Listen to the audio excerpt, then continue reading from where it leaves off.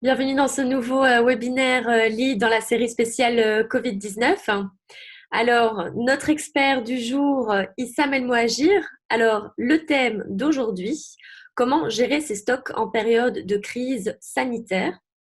Alors, et donc, notre expert du jour, comme je le disais, Issam, tu es CEO de IBS Group, expert digital et WMS qui signifie Warehouse Management System, donc expert en système de gestion d'entrepôt. Voilà, comment tu vas? Je vais très bien, Laurence. Merci d'ailleurs pour l'invitation et j'espère apporter le maximum d'informations aux entrepreneurs et ceux qui sont encore actifs en cette période de crise et d'épidémie. Ben, merci à toi d'être avec nous. Comment tu vis cette période de confinement? Bah, ça va, on avance, hein. Je veux dire, il y a beaucoup de travail à faire, surtout autant qu'entreprise informatique. On essaie d'apporter le maximum de soutien à nos clients, surtout en termes de support, de hotline. Et voilà, donc il y a du boulot. Super, bon, on va attaquer le sujet tout de suite. Alors, comment gérer ces stocks? En cette période assez particulière, on constate particulièrement dans le secteur alimentaire qu'il y a une augmentation des ventes assez importante, 50%. Ça doit pas être facile à gérer pour eux au niveau des stocks. Alors, ma question, c'est quel est selon toi le meilleur plan d'action à mettre en place chez les grands distributeurs pour d'une part répondre à la demande du marché, mais aussi tout en minimisant les risques de contamination pour les employés qui doivent quand même être sur le lieu de travail et assumer tout ça dans les entrepôts et au sein de l'entreprise. Donc, quel est le meilleur plan d'action selon toi? Alors, comme tu viens de dire, Florence, il y a effectivement une augmentation phénoménale, je veux dire, en termes de vente chez les grands distributeurs, surtout dans le domaine de l'alimentation.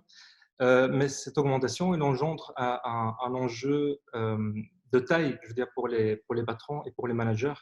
Donc maintenant, en tout ce qui concerne le plan d'action dans l'entrepôt même, il y a d'abord le point capital numéro un, c'est l'hygiène.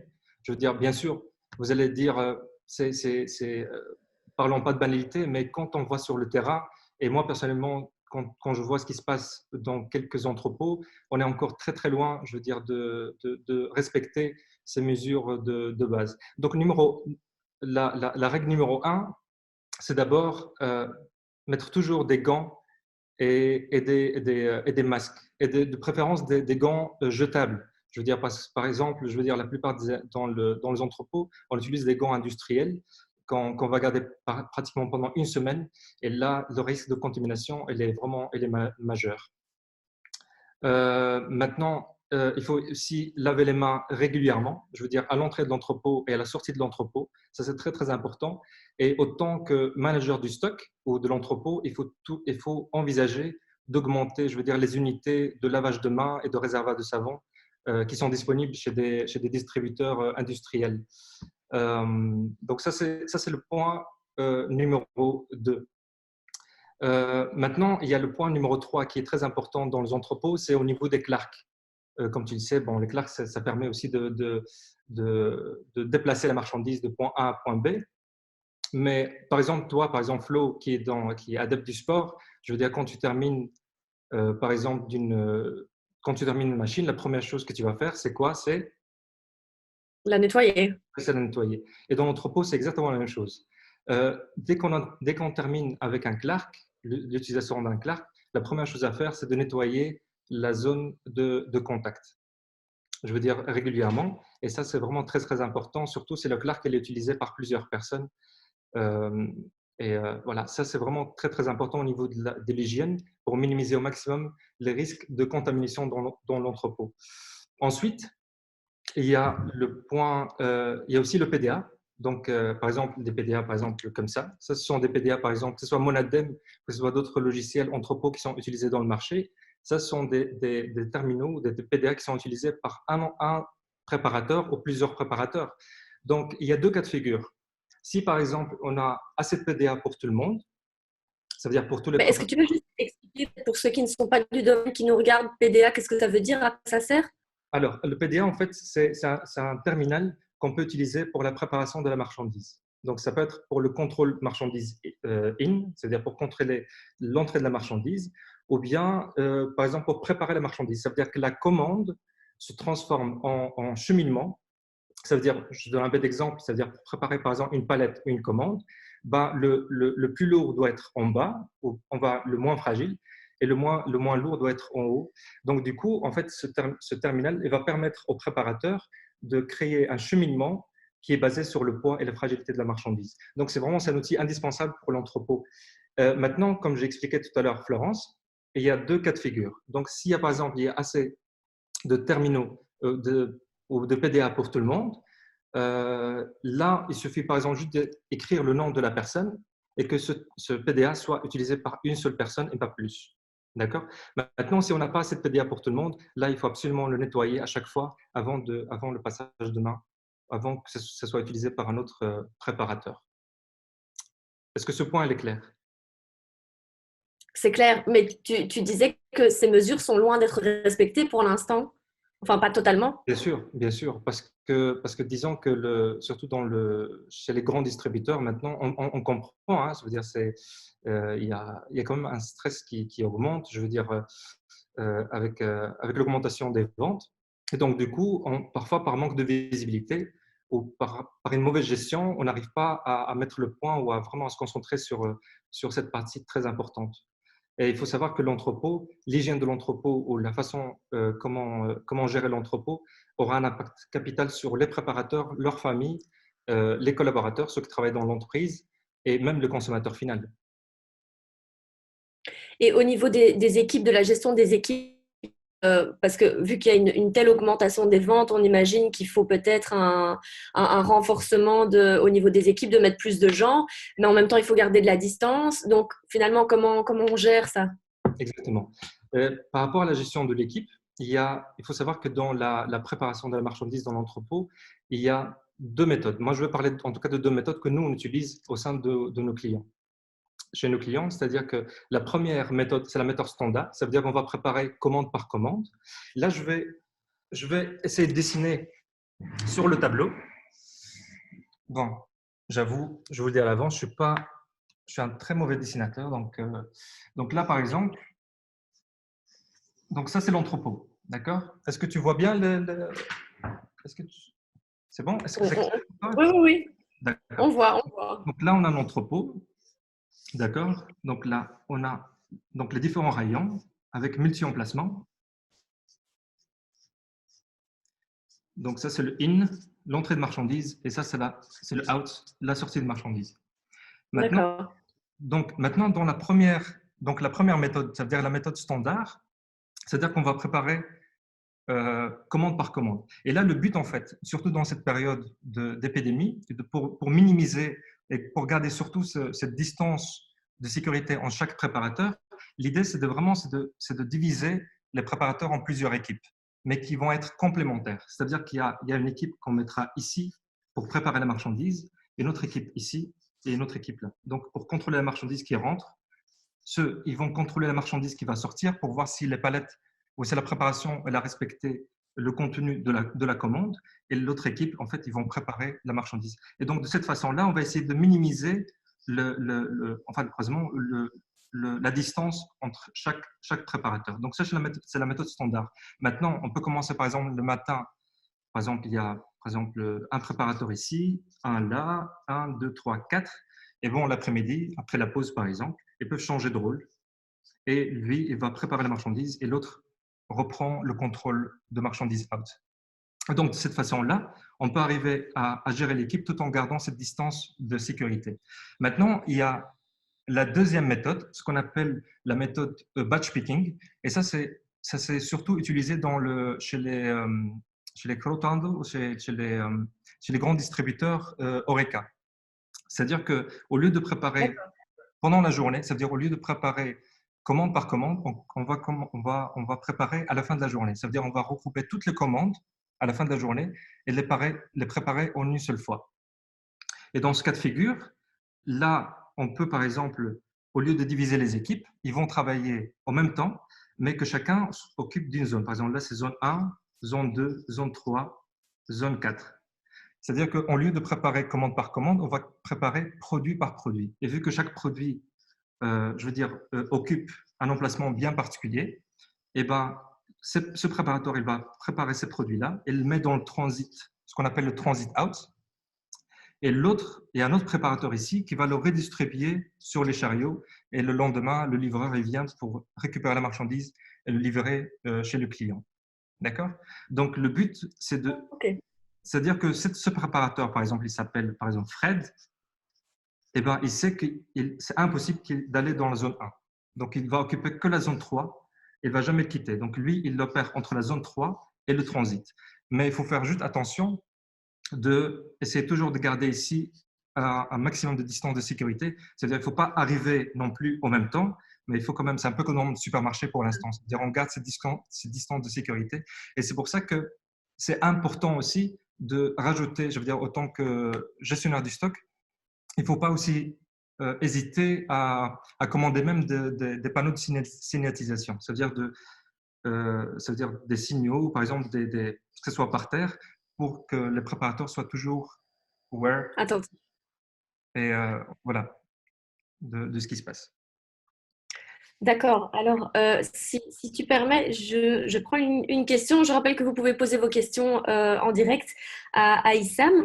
Alors, j'ai ici une première question. Pourquoi les magasins sont-ils vides alors que Comeos et les magasins affirment qu'il y a du stock? Même Collect and Go, etc., sont avec des délais chez toutes les enseignes. D'accord. Bon, ça Alors, pourquoi c'est vide alors qu'ils affirment qu'il y a du stock? d'accord. Tu peux répéter la question, Florence? Donc, pourquoi les magasins sont-ils vides alors Mhm. qu'ils affirment qu'il y a du stock? De quel type de magasin?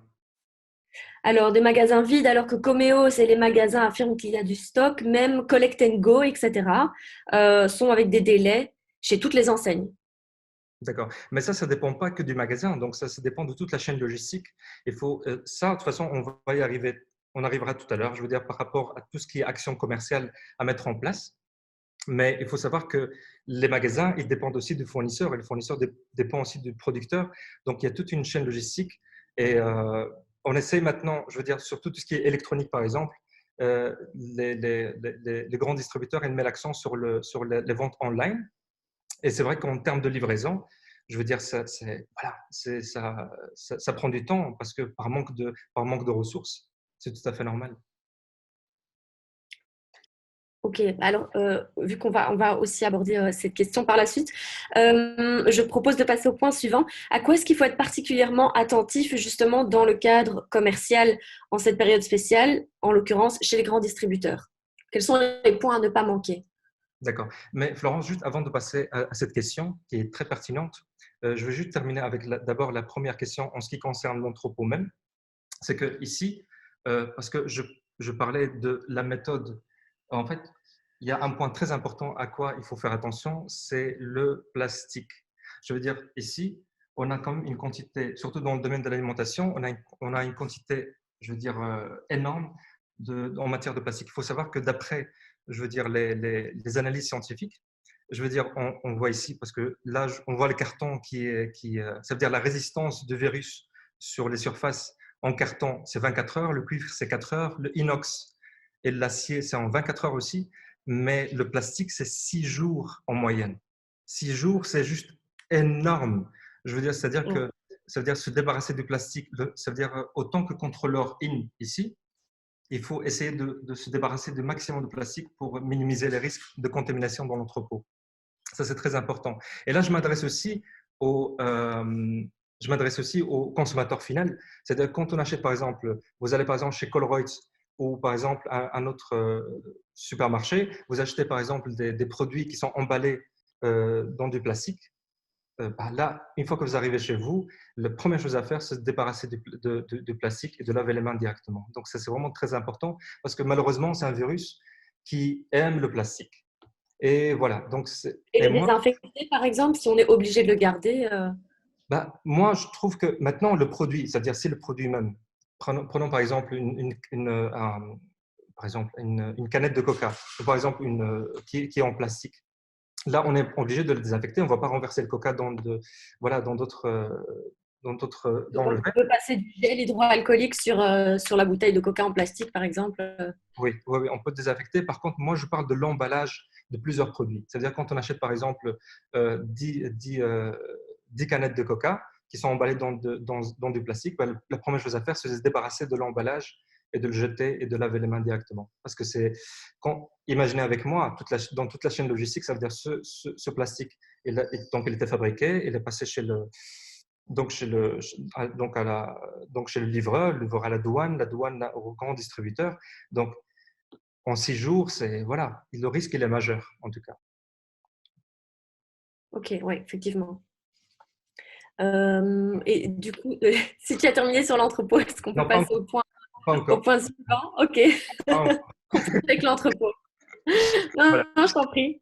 Voilà. Donc, il y a aussi un point où il faut faire très attention, c'est en termes de règlement interne et spécialement en ce qui concerne les pauses chez le préparateur. Dans la plupart des entrepôts, on prend la pause de midi et on est tous ensemble, on mange ensemble, et bien c'est fini. Je veux dire, il faut sacrifier ces pauses. Et le plus important, c'est de diviser ces pauses, que tout le monde prend la pause séparément. Et l'idéal, en fait, c'est-à-dire que si on prend par exemple une pause de 1 heure à l'heure du midi, ben, l'idéal, c'est de le diviser en 4, c'est-à-dire un quart d'heure, un quart d'heure, un quart d'heure, un quart d'heure. Et pendant ces quarts d'heure, on va en profiter pour bien laver les mains, changer de gants et, euh, et voilà, et se préparer. Voilà. Et il y a aussi un point qui est très important aussi, c'est l'interdiction aussi d'entrer en stock, que ce soit pour les collaborateurs ou pour les clients. Ça, c'est vraiment très, très important. Je veux dire, c'est-à-dire que faut juste que l'entrepôt se transforme en laboratoire, c'est-à-dire que c'est inaccessible à part la direction en cas de besoin et les préparateurs. Donc ça, c'est très important. Et il y a aussi un dernier point, c'est en termes de livraison. Là aussi, il faut voir le règlement en termes de livraison, c'est-à-dire les livreurs sur place, de ne pas forcément rentrer chez les clients, c'est-à-dire de pouvoir livrer dans un transit, que les clients puissent le récupérer directement, afin d'éviter tout contact, parce que ces livreurs, justement, ce sont des gens qui se déplacent beaucoup et qui ont beaucoup de contact avec les gens, et il faut savoir qu'ils reviennent aussi au point de départ, qui est l'entrepôt. Donc, il faut essayer vraiment de faire très attention à ça. Tout à fait, oui. Alors, est-ce que tu préfères que je prenne déjà des questions maintenant ou qu'on laisse les questions pour la fin? On peut laisser les questions, comme tu veux, Flo.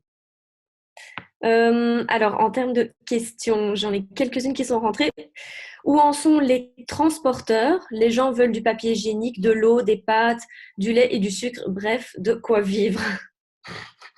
Tu sais, c'est assez drôle parce que tout à l'heure, j'ai reçu pas mal de questions, enfin des amis qui m'ont posé la question, m'ont dit que est-ce que ce live concernait la gestion de stock à la maison? Je veux dire, Ah oui, pour ceux qui le suivent et qui veulent savoir comment gérer le stock à la maison, pas de panique, il y a assez de nourriture dans le marché, enfin, jusqu'à maintenant. effectivement, pas de quoi se jeter là-dessus. Voilà. Alors, est-ce que ça veut dire qu'il faut réduire le nombre de personnes dans la chaîne logistique et si oui, comment? Réduire les personnes dans la chaîne logistique, c'est-à-dire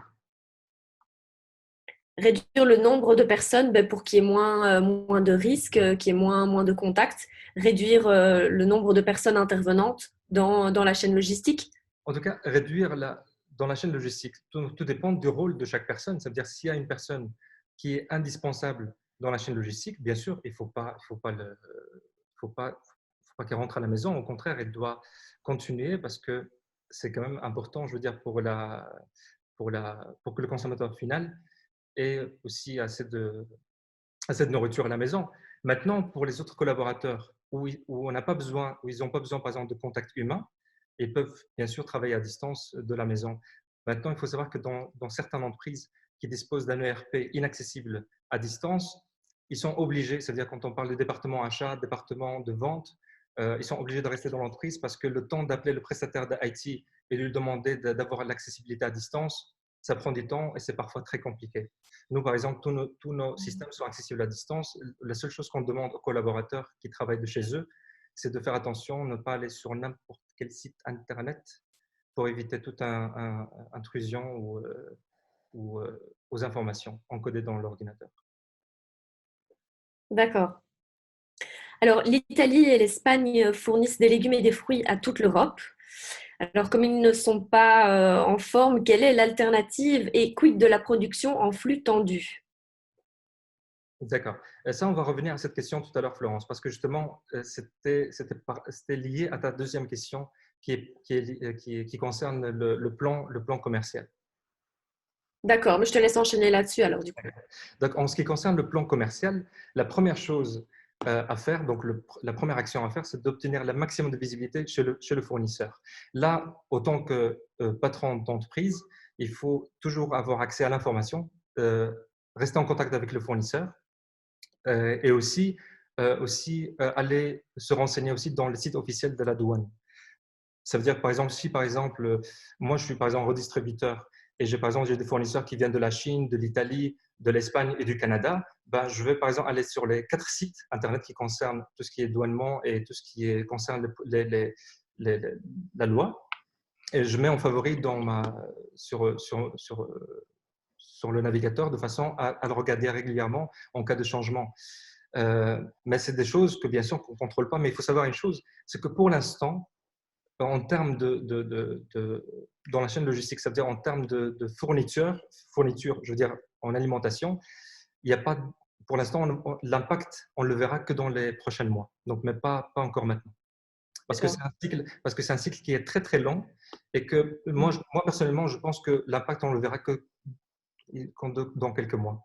Et c'est pour ça que ce plan d'action commerciale est indispensable pour pouvoir anticiper ce, cette petite crise, on va dire. Voilà. Donc maintenant, la deuxième chose, le deuxième point aussi à revoir, c'est aussi mettre à la hausse les délais d'approvisionnement des fournisseurs qui sont impactés. Justement, là, on revient à cette question euh, qui est très pertinente, c'est-à-dire qu'il ne faut pas hésiter d'anticiper et aussi d'augmenter les délais d'approvisionnement. Donc, ce soit selon la région, bien sûr, où se trouve le fournisseur. Et aussi augmenter le stock de sécurité par rapport aux produits, surtout les produits permanents. Et aussi, un autre point important aussi, c'est de surveiller aussi comment dire, le comportement du consommateur final. Et là, il ne faut pas hésiter à rester en contact aussi avec les clients, c'est-à-dire ou avec les magasins, pour voir quel est le comportement, parce qu'il faut savoir que dans cette période d'épidémie, le comportement du consommateur, il est variable. Donc là, il faut vraiment être très attentif pour pouvoir réagir en conséquence et peut-être même changer de produit euh, par après. Euh, il y a aussi un point très important, c'est de réduire aussi les produits de faible vente, c'est-à-dire les produits qui sont pas très importants, je veux dire, qui ont une faible vente. Là, il faut essayer vraiment de les éliminer pour l'instant et vraiment de se concentrer sur les produits phares ou les produits qui se vendent le plus, afin de justement c'est de minimiser le trafic, parce que aujourd'hui, le but, c'est pas de promouvoir ou de démocratiser tel ou tel produit, c'est vraiment de répondre à la demande et assurer la productivité. Il y a aussi un point très important aussi, c'est essayer aussi de réduire, voire supprimer complètement tout ce qui est promotion. Ça veut dire la promotion sur les produits. Ça, pour l'instant, il faut vraiment absolument le réduire ou les supprimer. Maintenant, ce qui se passe, c'est que par exemple, pour les sociétés, par exemple, qui n'ont pas accès, qui ont un manque de visibilité sur leur base de données de produits, ben, ils doivent passer leur temps à chercher à voir quel produit était en promo, parce que le temps vraiment de regrouper tous les produits en promo et de changer les prix, ben, ça prend du temps et parfois on n'a pas assez de ressources pour faire ça. Et en cas de pénurie, bien sûr, parce que là, c'est aussi quelque chose qu'il faut aussi envisager. C'est là, malheureusement, il faut quand même mettre en avant les gros clients et proposer éventuellement, par exemple, je veux dire, proposer des produits de substitution, par exemple. C'est important. Et je reviens un instant sur un élément que tu as mentionné, en cette période, on peut assister à des changements de comportement du consommateur final. Est-ce que tu peux donner un exemple? Bah, par exemple, je veux dire, pour une entreprise, par exemple, par exemple un grossiste en Horeca, ça veut dire il y a par exemple le consommateur, par exemple, il peut, par exemple, consommer, par exemple, plus, je sais pas, plus de farine ou par exemple, je veux dire, il y a un changement quand même au niveau de la nutrition. Par exemple, le consommateur, il peut, par exemple, se baser sur des produits de base et oublier tout ce qui est produit de luxe, par exemple. Et là, bien sûr, il faut quand même changer et voilà, réagir en conséquence. Il faut juste savoir que dans les statistiques, ça veut dire en termes d'activité, c'est-à-dire dans le monde, les secteurs qui sont le plus touchés, bien sûr, c'est l'hôtellerie. Il y a le secteur de l'aéronautique, il y a le secteur, je veux dire, de l'automobile, mais il y a aussi le secteur de luxe qui est très, très touché. D'ailleurs, je pense qu'il y a le groupe LVMH, j'avais lu qu'ils ont perdu presque 40 à 50% de leur chiffre d'affaires. Ça veut dire que maintenant, je veux dire, et ça, c'est un changement en termes Bien à l'essentiel, en fait. voilà, on revient vraiment à l'essentiel, et là, il faut vraiment être très, très attentif à ça. Voilà. Et D'accord. il y a aussi un point. Oui, Florence. Donc, juste, je reviens aussi à un point aussi qui est en rapport avec le plan commercial, c'est il faut aussi corriger l'historique des ventes. Ça, c'est très, très important. Dans le BI et dans le reporting, c'est-à-dire que surtout tout ce qui est réapprovisionnement automatique. Parce qu'il y a Là, des. reporting, il faut juste définir ces termes. Voilà. Donc, le reporting, en fait, c'est ça ce qui va permettre en fait, d'avoir un visuel sur tout ce qui s'est passé donc l'année d'avant, ça veut dire que ce soit par saison ou par période. Et sur base de ces analyses, ben, on peut par exemple prévoir tel ou tel approvisionnement pour pouvoir répondre à la demande. Par contre, que là, il y a un grand changement en termes donc les conditions changent complètement. Donc là, il faut juste adapter en termes d'approvisionnement. Ça veut dire que si par exemple on est approvisionné sur une semaine, bah, il faut l'allonger de 3 mois pour pouvoir garder ce stock de sécurité. C'est très important. Et aussi, ce qui est important aussi sur le plan commercial, c'est de rester très vigilant par rapport à la trésorerie et au fonds de roulement. Euh, il faut vraiment le surveiller en permanence et limite demander des prêts à la banque ou voir ce que l'État peut, je veux dire, aider dans ce sens pour pouvoir garantir une trésorerie et un fonds de roulement pour avancer à court et à long terme. Voilà. Et aussi un point qui est encore important, c'est en termes de communication. Ça veut dire ça, c'est très, très important. Ce qui arrive souvent, c'est que faut comprendre que les consommateurs, enfin les clients, ils sont très, voilà, ils sont pris de panique. Donc du coup, les collaborateurs, ils sont inondés d'appels téléphoniques. Et pour éviter en fait ce cas de figure, il faut être pas réactif, mais proactif. Ça veut dire qu'il ne faut pas hésiter à faire de l'emailing ou des newsletters pour pouvoir, même journalier, je veux dire, pour pouvoir donner le maximum d'informations à vos clients. Et même si vous n'avez pas de ressources, et si vous n'avez pas de ressources, par exemple, pour faire ça, il y a énormément de rédacteurs et des spécialistes en marketing, des experts en marketing qui travaillent de chez eux et qui peuvent faire le travail. Donc ça, il ne faut surtout pas hésiter parce que ça évite vraiment des coups de téléphone inutiles à la longueur de la journée. Et il faut comprendre aussi. Donc c'est compréhensible et c'est tout à fait légitime. Et une fois qu'on a terminé, une fois que cette période d'épidémie est terminée, et là, il ne faut pas hésiter à faire une réunion générale, je veux dire avec tous les départements, pour faire le bilan, mettre le point sur ce qui s'est passé et mettre surtout un plan d'action long terme pour transformer, on va dire, le problème en une vraie opportunité d'affaires.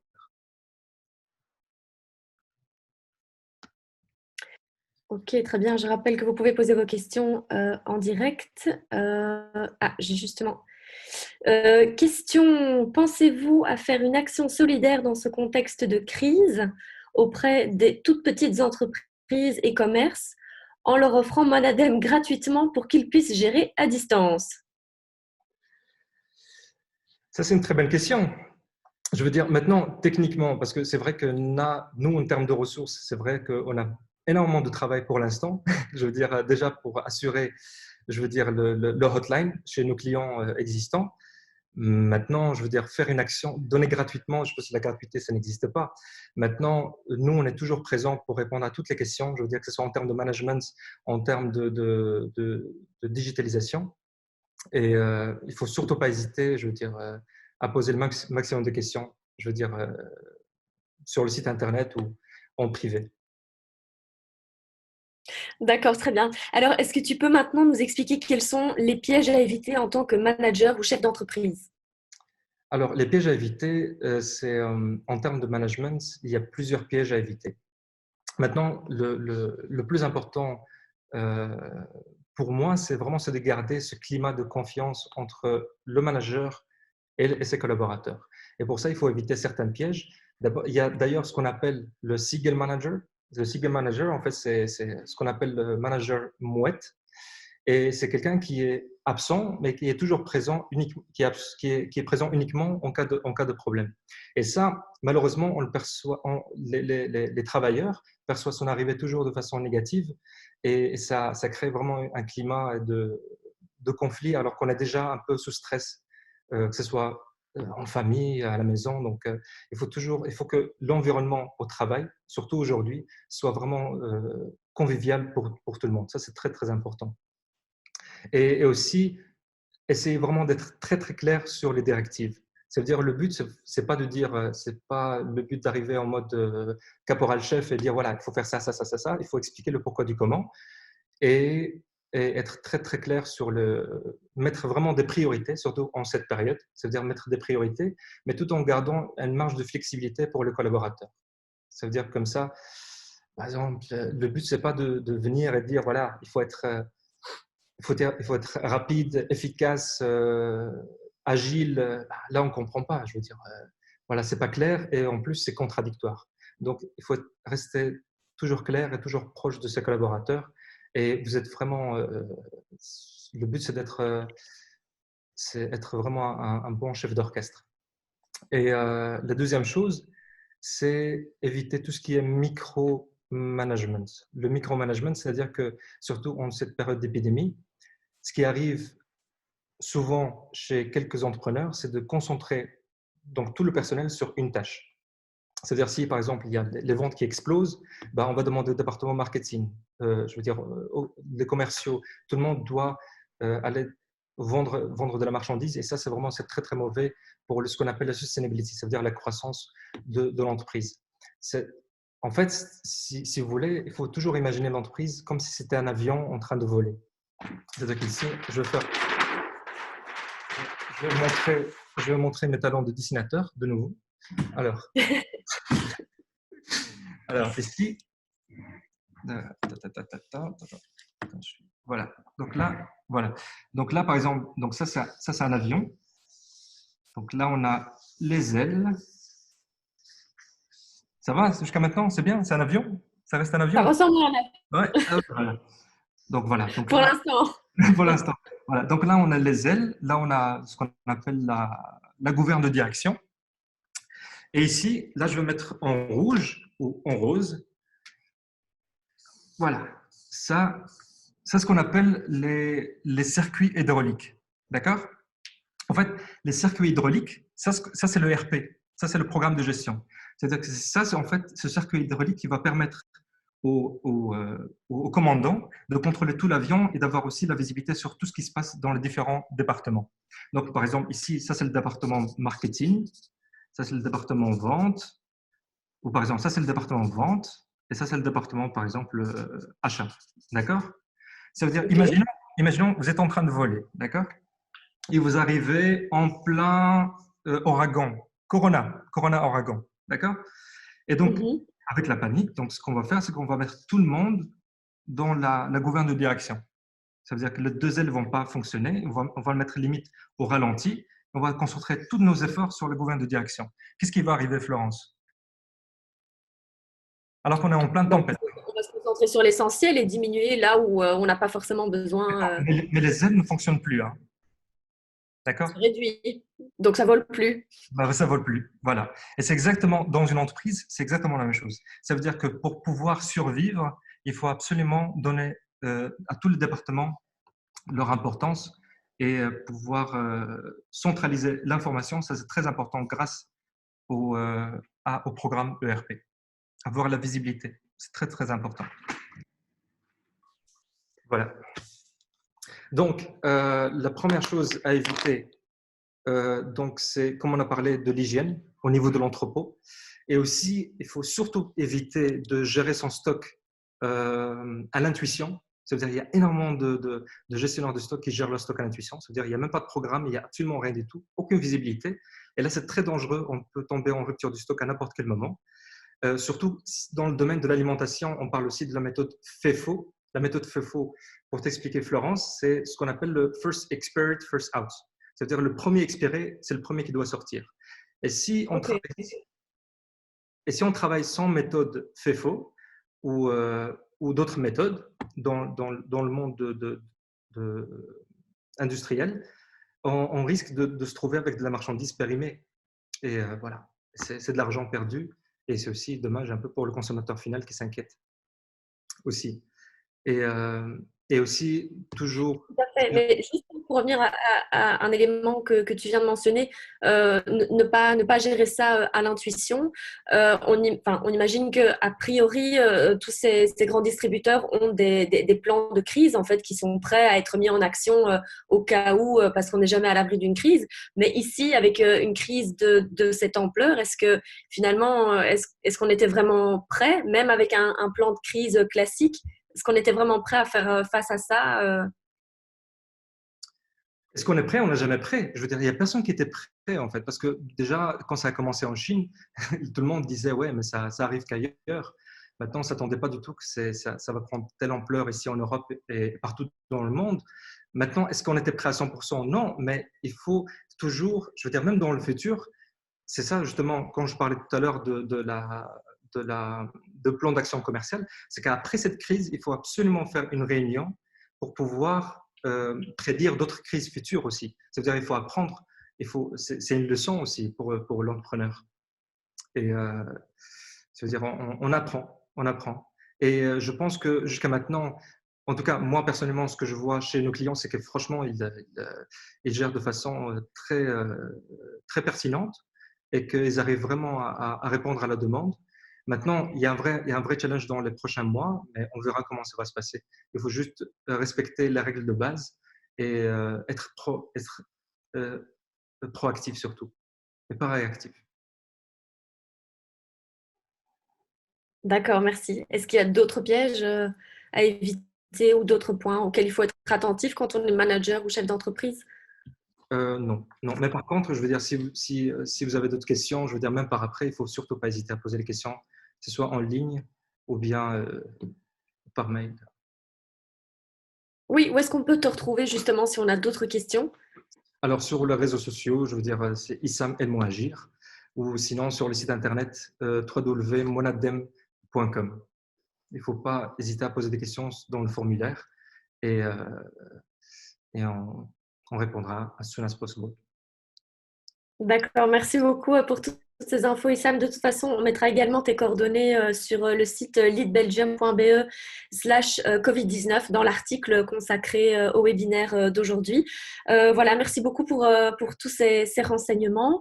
Et voilà, merci à tous ceux et celles qui étaient connectés avec nous aujourd'hui. Et comme d'habitude, rendez-vous demain, même heure, même endroit, et pour le prochain webinaire. Le prochain webinaire, pardon, c'est pas demain. Excusez-moi, petite erreur. C'est vendredi. Prochain webinaire vendredi sur Facebook à 14 heures. Et le thème de vendredi sera quels outils digitaux sont disponibles pour faciliter le travail à distance. On sera en direct avec Soufiane, consultant IT, pour répondre à vos questions sur le sujet. Voilà, merci pour tout, Issam. Merci à Porte-toi toi. bien Merci. Toi aussi, prends et soin. à bientôt. Arrivederci.